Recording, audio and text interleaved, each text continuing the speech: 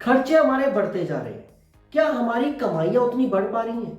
चाहे हम जॉब में हो या बिजनेस में हो, अगर हम उसको जज करें तो हम ये जानेंगे कि हमारी कमाइयाँ उतनी लेवल पे नहीं बढ़ रही कि हमारे खर्चे भी पूरे हो सके, प्लस कुछ सेविंग्स हो सके, जिससे हमारे बुरे टाइम में कहीं ना कहीं वो पैसा काम आ सके। अब इसके लिए करना क्या है?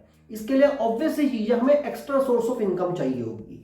मान लीजिए आज हम 50,000 रुपये कमा रहे हैं और महीने के हमें 10,000 रुपये और मिल जाए, तो कहीं ना कहीं हमारे 10,000 रुपये बहुत सपोर्ट करेंगे हमें, चाहे वो सेविंग के पर्पज से हो या वो किसी एक्सपेंस के तौर पे हो। तो ऐसा कोई रास्ता अवेलेबल है? क्योंकि हमारे पास इतना हेक्टिक स्केड्यूल हो गया है, चाहे हम जॉब में हो या बिजनेस कर रहे हो, कि हमारे पास फुर्सत ही नहीं है अपने लिए। यानी अपने आप को भी हम टाइम नहीं दे पा रहे, हमारे फैमिली को भी हम टाइम नहीं दे पा रहे।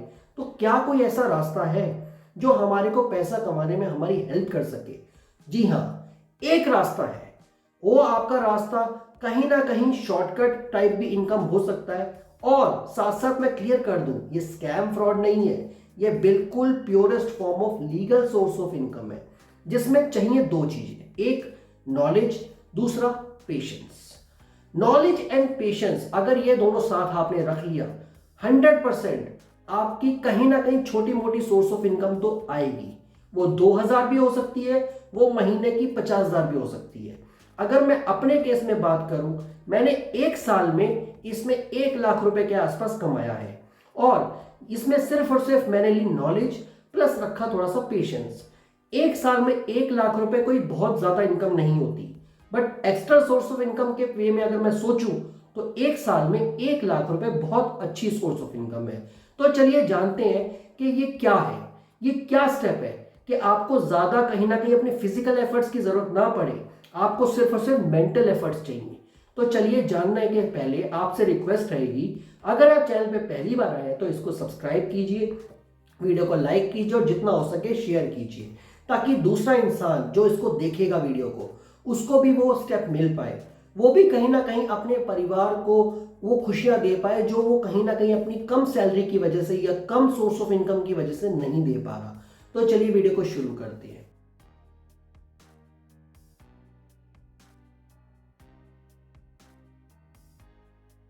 जय हिंद दोस्तों, मेरा नाम है साहिल और आज हम डिस्कस करने वाले हैं आईपीओ के बारे में। जी हाँ, इनिशियल पब्लिक ऑफरिंग। ये क्या होता है? ये क्या चमत्कार है कि ऐसा कोई स्टेप है जिसमें हमें फिजिकल एफर्ट्स नहीं करने, हमें सिर्फ मेंटल एफर्ट्स करने हैं। तो पहले जानते हैं आईपीओ होता क्या है। मान लीजिए कोई कंपनी है, बहुत अच्छी ग्रो कर रही है और उसको 10-15 साल हो गए हैं, ठीक है। अब उसके पास ढेर सारे कस्टमर्स हैं और उसको अपना बिजनेस को एक्सपैंड करना है। फॉर एग्जाम्पल, दिल्ली में कंपनी स्टार्ट हुई, कस्टमर्स आ रहे हैं बेंगलोर से भी, कोलकाता से भी, चेन्नई से भी, मुंबई से भी, देश के हर एक कोने से आ रहे हैं। अब उसको अलग अलग जगह अपनी फ्रेंचाइज खोलनी है या उसको अपनी रॉयल्टी देके या किसी भी और तरीके से उनको अपने बिजनेस को एक्सपैंड करना है। कोई भी स्टेप हो सकता है। तो वो क्या करेंगे? उनको करोड़ों रुपए चाहिए। अब वो करोड़ों रुपए कहां से आएगा? वो एक स्टेप लेगा बैंक से लोन, दूसरा स्टेप लेगा या तो वो किसी रिश्तेदारों से पैसा लेगा, रिश्तेदार या कोई अच्छा खासा पैसे वाला इंसान जो उसके दोस्त यार में हो सकता है। बट क्या करोड़ों रुपए दोस्तों से मिल पाएगा? नहीं। अब बैंक में अगर वो जाता है तो उसको बहुत सारा इंटरेस्ट भरना पड़ेगा। अब दो स्टेप तो यहां से साइड हो गए। अब तीसरा स्टेप आता है आईपीओ। आईपीओ में क्या होगा? वो अपने कंपनी जो उसकी 100% इक्विटी की कंपनी है, उसमें से पब्लिक को, आपके मेरे जैसे लोगों को ये ऑफर करेंगे कि आप हमसे शेयर खरीदिए और कंपनी में पैसा लगाइए, ठीक है। अब इससे पहले ये लोग क्या स्टेप्स लेते हैं? आईपीओ फॉर्म करना इतना इजी नहीं होता किसी भी कंपनी के लिए। पहले उसे प्रॉपर अप्रूवल लेना होता है सेबी के थ्रू। सेबी एक ऑर्गेनाइजेशन है, रेगुलेटरी बॉडी है इंडिया की, जो इनकी सिक्योरिटी और एक्सचेंजेस को सारा कुछ चेक करती है। यानी कंपनी के बारे में डिटेल डिस्कशन करती है, कंपनी से डिमांड रखती है कि हमें सब कुछ बताया जाए कि कंपनी अपना जो पैसा कंपनी लोगों से ले रही है, यानी पब्लिक ऑफरिंग के थ्रू ले रही है, पब्लिक से पैसा उठा रही है, उसका वो करेगी क्या। तो पूरा क्लियर इंडिकेशन सेबी को देना पड़ता है कंपनीज के थ्रू। जैसे अदानी विल्मर का आईपीओ आपने सुना होगा, बोट का आईपीओ फ्यूचर में आने वाला है, और भी कई सारे फेमस नाइका, पेटीएम, ऐसे आईपीओ के बारे में सुना होगा। तो इन्होंने क्या किया, कंपनी ने लोगों को बोला हमारी कंपनी में शेयर खरीदो, आप भी उसके एक तरह से पार्टनर बन जाओ। इसको प्राइवेट कंपनी से हो जाती है पब्लिक पार्टनरशिप कंपनी। तो हम लोग जो पर शेयर पैसा लगाते हैं तो कंपनी के पास वो पैसा चला जाता है, और जो उसने सेबी को बताया होता है कि उस पैसे का वो क्या करने वाला है, तो उस कंडीशन में वो पैसे को वहां यूटिलाइज किया जाता है और हम लोग बाइंग और सेलिंग शेयर मार्केट में करते रहते हैं। अब यहां से स्टार्ट कैसे होता है, अपने सारे रिकॉर्ड्स को कंपनी अपना वहां दिखाती है सेबी को, यानी रेगुलेटरी बॉडी को, जो इंडिया में शेयर मार्केट को पूरा रेगुलेट करती है, पूरा ट्रैक रखती है, उसका मॉनिटरिंग करती है। उसके बाद क्या होता है, उसमें एक कट ऑफ प्राइस देना पड़ता है। कोई भी बैंड रेंज हो सकती है, जैसे 2007 से लेके 2008 और 2007 से लेके 2010, 2007 से लेके 2015, 200 से लेके 210, कुछ भी एक प्राइस बैंड हो सकती है। कंपनी अपने पार्टनरशिप में 100% शेयर्स में से कुछ इक्विटी डाइल्यूट करती है, यानी कंपनी पब्लिक के लिए ऑफर करती है कि आप हमारे शेयर खरीदेंगे। अब जैसे अदानी विल्मर का मैं एग्जांपल इसलिए ले रहा हूं क्योंकि अदानी विल्मर में अराउंड 50,000 का प्रॉफिट मुझे हुआ। जब वो शेयर आया था तो वहां पे उस कंपनी ने अराउंड 12% डाइल्यूट किया। 88% अभी भी उन्हीं शेयर होल्डर्स के पास था जो कंपनी के प्रमोटर्स और शेयर होल्डर्स थे। बाकी 12% जो था उसने कंपनी ने ऑफर किया पब्लिक को। अभी उसका डिटेल डिस्कशन हम वीडियो में आगे करेंगे। अभी हम जानते हैं जब उसने रेगुलेटरी बॉडी को दिया तो उसमें सारे स्टेप्स बताए गए, कब वो आईपीओ निकालना चाहती है, कितने पे वो आगे प्रोसेस करना चाहती है, कितना वो ऑफर करना चाहती है सेल का, यानी कितने भी करोड़ों का वो ऑफर करना चाहती है। फॉर एग्जांपल 3500 करोड़, ठीक है, यानी 3500 करोड़ के शेयर्स कंपनी पब्लिक को ऑफर कर रही है। तो 3500 करोड़ का फंड पब्लिक से उठाएगी कंपनी, ठीक है। उस 3500 करोड़ का क्या करेगी वो सेबी को बताएगी। इसके बाद 3500 करोड़ ये तो हो गया जो कंपनी में रेगुलेट होगा आगे फंड। अब होता क्या है, जब वहां पे कुछ अलग अलग कैटेगरीज बतानी पड़ती हैं कंपनी को सेबी को, जैसे HNI category, retail category, QIB category या एम्प्लॉय कैटेगरी। इसमें क्या होता है, अलग अलग कैटेगरीज में लोग अपने इसको आईपीओ को खरीदते हैं, बेसिकली बिडिंग लगाते हैं। अब मान लीजिए 207 से लेके 215 का आपका प्राइस बैंड है शेयर का, ठीक है। इसमें पर्टिकुलर कितने शेयर आएंगे वो कंपनी सब कुछ डिसाइड करती है। आईपीओ शुरू करने से पहले प्रॉपर वे में एक ऑफिसर को अलॉट किया जाता है कि आप ही सारा कुछ आईपीओ का अपना सिस्टम को देखेंगे कंपनी की तरफ से, और वो सेबी के टच में रहते हैं। यहां पे क्या होता है, ज्यादातर आप आईपीओ को अगर देखेंगे जब भी आता है तो आप कहीं ना कहीं ये देखेंगे 14,000 के आसपास का एक लॉट रहता है, ठीक है। उसके बाद धीरे धीरे वो लॉट्स बढ़ते रहते हैं। तो ये अगर 2 लाख से कम का लॉट है तो रिटेल कैटेगरी में हमेशा 2 लाख से कम का ही रहेगा। 2 लाख या उससे ऊपर की जो कैटेगरी होती है वो होती है एचएनआई कैटेगरी। उसमें पूरा पैन कार्ड और बाकी सब डिटेल्स भी प्रॉपर वे में चेक होती हैं। आपके अमाउंट, आपके अकाउंट, सब कुछ डिटेल्स को पैन कार्ड के थ्रू ट्रैक करके ही आपको वो ऑफर किया जाता है। तो यहाँ पे ये समझने वाली बात है, अगर आप एक लॉट लेते हैं तो आपको अगर इनिशियली आईपीओ स्टार्ट करना है तो अपने दिमाग में ये रखना पड़ेगा 15,000 रुपीज कहीं ना कहीं बैकअप में रखने पड़ेंगे। एक लॉट आपने खरीदा, जब भी आएगा आईपीओ किसी भी कंपनी का आएगा, अराउंड 15,000 का बजट आपको रखना है। वो 14,000 समथिंग अमाउंट ही होगा, 950, 850, 857, 657 कुछ भी हो सकता है, बट पहला लॉट आपको 15,000 से कम में ही होगा। उसको आप लॉट को लगाएंगे, ठीक है। आईपीओ में बेसिकली क्या होता है, कंपनी जब शेयर मार्केट में एंट्री लेती है तो वो आईपीओ की फॉर्म में एंट्री लेती है। उसके बाद बाइंग और सेलिंग आपस में रेगुलेट करती रहती हैं, वो चलता रहेगा। जिसको भी शेयर मार्केट की नॉलेज है वो ये समझ पाएगा कि बाइंग सेलिंग किस तरीके से चलती है। अगर आपको लगता है कि मैं वो भी चीजें समझाऊं तो कमेंट सेक्शन में आप बता देना, धीरे धीरे मैं वो वीडियोस भी लेके आऊंगा। बट मेरा प्राइमरी मोटिव अभी ये है, आईपीओ को आप समझें। आईपीओ क्या है कि आप अगर जब लॉट में पैसा लगा देते हैं, ठीक है। अब मैंने आपको बताया एग्जांपल दिया 3500 करोड़, 3500 करोड़ के अगर कम में अगर लोग आईपीओ में पैसा लगाते हैं तो यानी वो हो गया बराबर की एक तरह से बिडिंग। 3500 करोड़ तक तो इक्वल बिडिंग रहेगी, यानी किसी ना जितने लोग होंगे उनको कहीं ना कहीं मिल ही जाएगा आईपीओ। बट अगर वो 3500 करोड़ से ऊपर चली गई तो वो हो गया ओवर सब्सक्राइब बिडिंग। तो उसमें क्या होगा, रैंडम एक लॉटरी सिस्टम खेला जाएगा, यानी 3500 करोड़ तक किसी को भी वो लॉट मिल सकते हैं। किसी ने एक लगाया होगा, किसी ने दो लगाए होंगे, किसी ने अलग अलग पैन कार्ड से लगाए होंगे, तो वो रैंडम नाम चूज किए जाएंगे, रैंडम क्लाइंट आईडी चूज की जाएंगी, रैंडम आपका सिस्टम चूज करेगा कि किस किस को वो आईपीओ ऑफर होगा। पर ध्यान देने वाली बात क्या है, आपको आईपीओ में एंट्री लेने से पहले आपको कंपनी के बारे में प्रॉपर स्टडी करना है। बिना स्टडी करे आप आईपीओ में पैसा मत लगाना। चाहे कोई यूट्यूब पे बोल रहा है, चाहे वो किसी भी क्लास में बोल रहा है, किसी भी फोरम में बोल रहा है, आपको बिना स्टडी करे पैसा नहीं लगाना। कोई आपको क्लेम करके कहता है इस कंपनी में अंधाधुंध पैसा लगा दो, ऐसा मत करना। कंपनी के प्रॉफिट्स, उसके फाइनेंशियल्स, उसका पीछे से बैकग्राउंड क्या रहा, कैसे प्रमोटर्स हैं, किस तरीके से कंपनी की मैनेजमेंट है, वो सारा केस स्टडी आप कर सकते हैं। एक बहुत अच्छी वेबसाइट है, ये स्पॉन्सर्ड वीडियो नहीं है बट ये वेबसाइट बहुत अच्छी है, चित्तौड़गढ़ के नाम से है। आप इसको सर्च करेंगे गूगल पे, बहुत इजीली मिल जाएगी।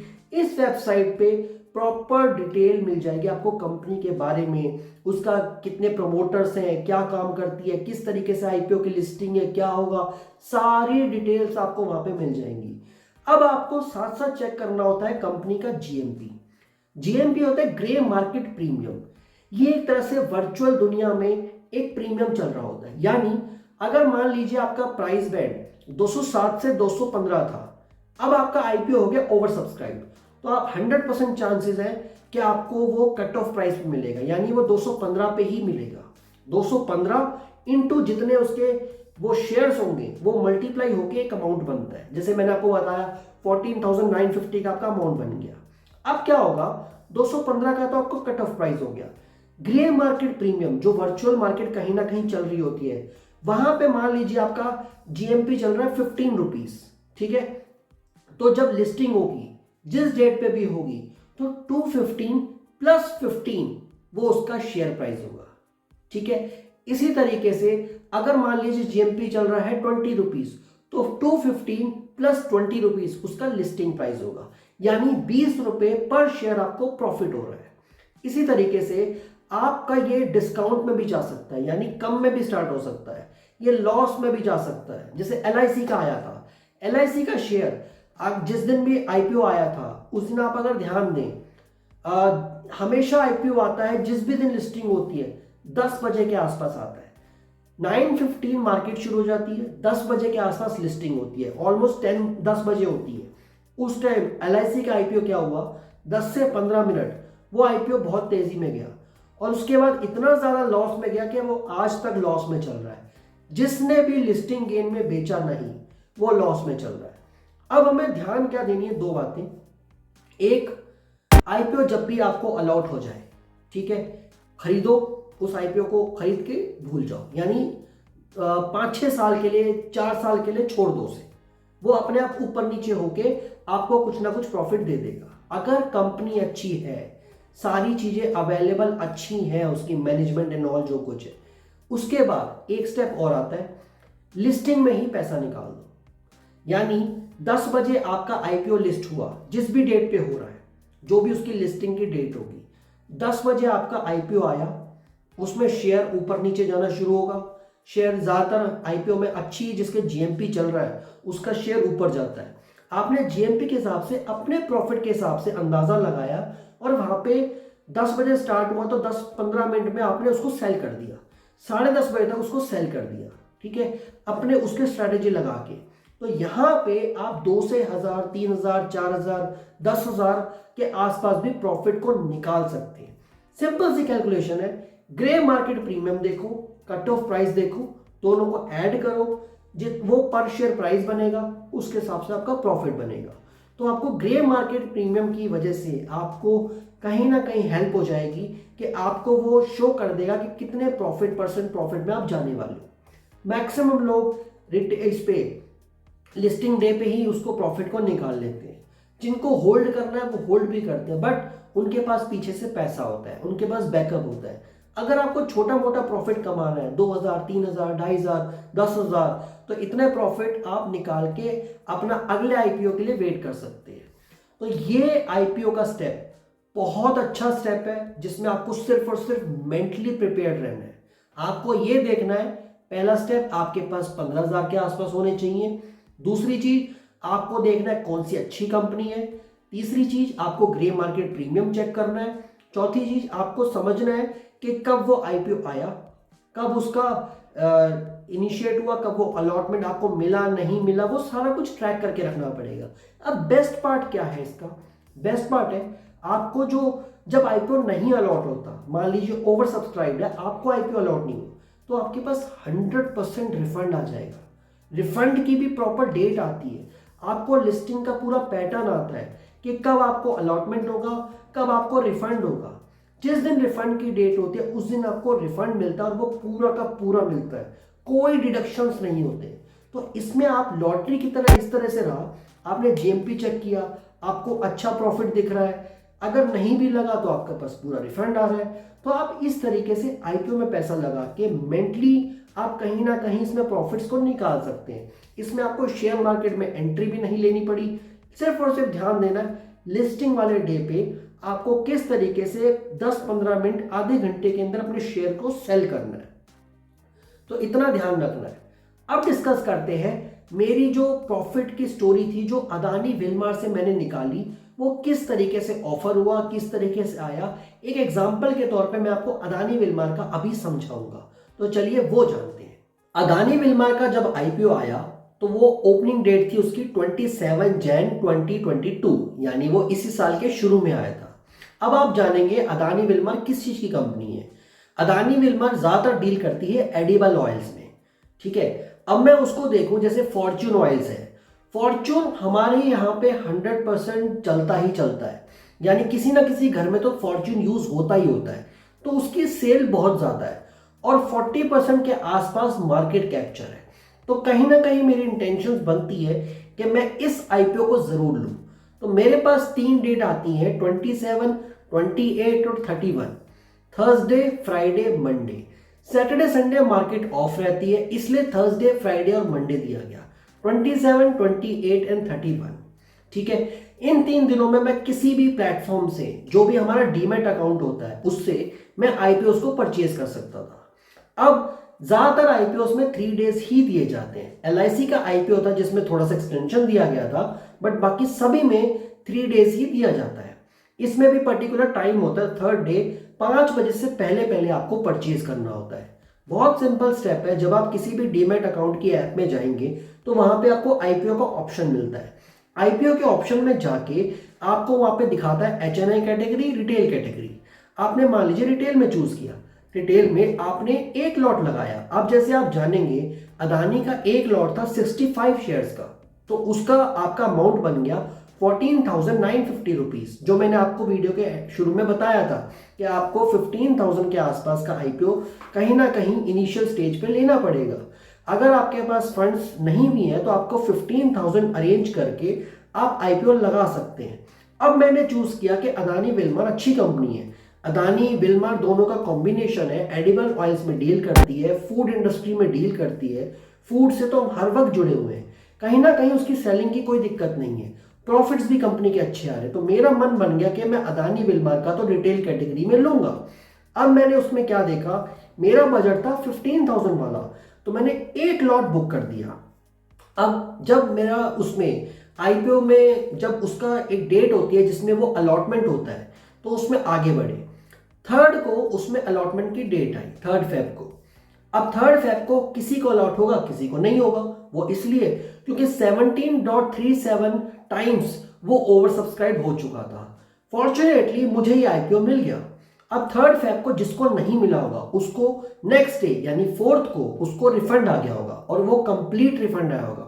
यानी 14,950 रुपीज जिसने लगाए तो 14,950 ही उसे वापस आएंगे। और जिसको आईपीओ मिल गया, जिसको उसमें एंट्री मिल गई, उसको उसके 7th फेब को उसके शेयर्स मिल गए। यानी हमारे डीमैट अकाउंट में हमें पूरे शेयर्स अलॉट हो गए जो हमारे 65 शेयर्स थे। तो इसके बाद 8 फेब को जाके इसकी लिस्टिंग हुई। 10 बजे के आसपास ही हमारी स्ट्रेटेजी शुरू हुई कि हमें उसे सेल करना है या उसे लिस्टिंग डे में आगे हमें बढ़ाना है, यानी उसे फ्यूचर के लिए, लॉन्ग टर्म के लिए रोकना है। तो मैंने इस आईपीओ को अराउंड 6 मंथ्स के आसपास मैंने इसको होल्ड करके रखा और 50,000 का प्रॉफिट अर्न किया। एक साल में इस अकेले आईपीओ से मेरा 50,000 का शेयर, वो जो प्रॉफिट था वो था। बाकी और भी आईपीओ में मैंने पैसा लगाया, कैंपस हो गया या उसके बाद और भी सारे आईपीओ थे, उसकी डिटेल स्टडी मैं अभी यहाँ पे वीडियो में नहीं बताऊंगा, वीडियो लंबी हो जाएगी। बट मैं आपको एग्जांपल के तौर पे बता रहा हूँ कि एचपी अदर्सिव, कैंपस का, ऐसे करके मैंने आईपीओ में पैसा लगाना शुरू किया। किसी में 3500 कमाए, किसी में 10,000 कमाए, किसी में मैंने इसमें 50,000 कमा लिए। इलेक्ट्रॉनिक स्मार्ट्स इंडिया में मैंने अराउंड 8,000 कमा लिया। तो धीरे धीरे करके मैंने एक साल की अगर मैं स्ट्रेटेजी बताऊं तो 1 लाख के अराउंड अर्न कर लिया। इससे क्या होगा, मुझे कॉन्फिडेंस बढ़ा। अब मुझे फ्यूचर में आईपीओ में पैसा लगाने की टेंशन थोड़ी कम हुई।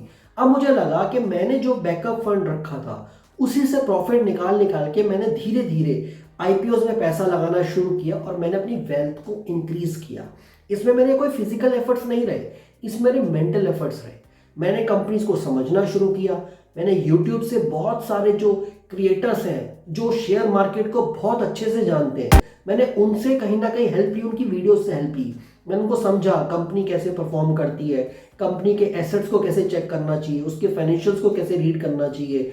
फिर मैंने जिसके ऐप के थ्रू मैं अपने डीमैट अकाउंट ओपन किया, मैंने उनसे हेल्प ली। मैंने धीरे धीरे करके सिस्टम को समझा और मैं आज इस कैटेगरी तक पहुंचा कि मैंने एटलीस्ट 1 ईयर में 1 लाख रुपीस कमाए। धीरे धीरे इस प्रॉफिट्स को मैं बढ़ाने की कोशिश करूंगा। शेयर मार्केट में मैं अलग से पैसे लगाने की कोशिश करता हूं, आईपीओ में लगाने की कोशिश करता हूं, बट आईपीओ सबसे सेफ कैटेगरी है अगर आप जीएमपी समझ गए, अगर आपने कंपनी को समझ लिया, ग्रे मार्केट प्रीमियम को समझ लिया, तो पूरे चांसेस हैं कि आप छोटा मोटा करके प्रॉफिट जरूर निकालेंगे। और 1 साल का टारगेट लेके अगर आप लर्निंग स्टेज में रहे, फर्स्ट ईयर जो आप अगर लर्निंग स्टेज को देंगे, सिर्फ और सिर्फ समझेंगे और छोटा छोटा रिस्क लेंगे, तो पूरे चांसेस है आप नेक्स्ट ईयर से ज्यादा प्रॉफिट्स अर्न करने लगेंगे। लालच नहीं करना, बट चीजों को सीखना है, समझना है। लर्निंग एटीट्यूड से अगर आप हर साल काम करेंगे तो पूरे चांसेस है कि नेक्स्ट 4 to 5 ईयर्स में आप बहुत अच्छा प्रॉफिट्स अर्न कर रहे होंगे। I hope you like the video. अगर आपको कुछ भी डाउट्स हैं तो प्लीज़ कमेंट सेक्शन में बताइए। आप मेल वगैरह भी कर सकते हैं, मैं पूरी कोशिश करूंगा आपकी हेल्प करने की, क्योंकि मैं चाहता हूं कि जो नॉलेज के थ्रू मैंने यहाँ पे अर्न करने की कोशिश की वो आप तक भी पहुंचे, आप भी अर्निंग शुरू करें। क्योंकि एक्स्ट्रा सोर्स ऑफ इनकम आज के टाइम में बहुत ज़रूरी है। जिस तरीके से हमारे एक्सपेंसेस बढ़ते जा रहे हैं, एक्सपेंसेस कभी कम नहीं होंगे, याद रखना, एक्सपेंसेस कभी कम नहीं होंगे। अर्निंग्स को बढ़ाना पड़ेगा, अर्निंग्स बढ़ी तभी एक्सपेंसेस कंट्रोल हो पाएंगे। I hope you like the video, जितना हो सके शेयर करें। जय हिंद, थैंक यू।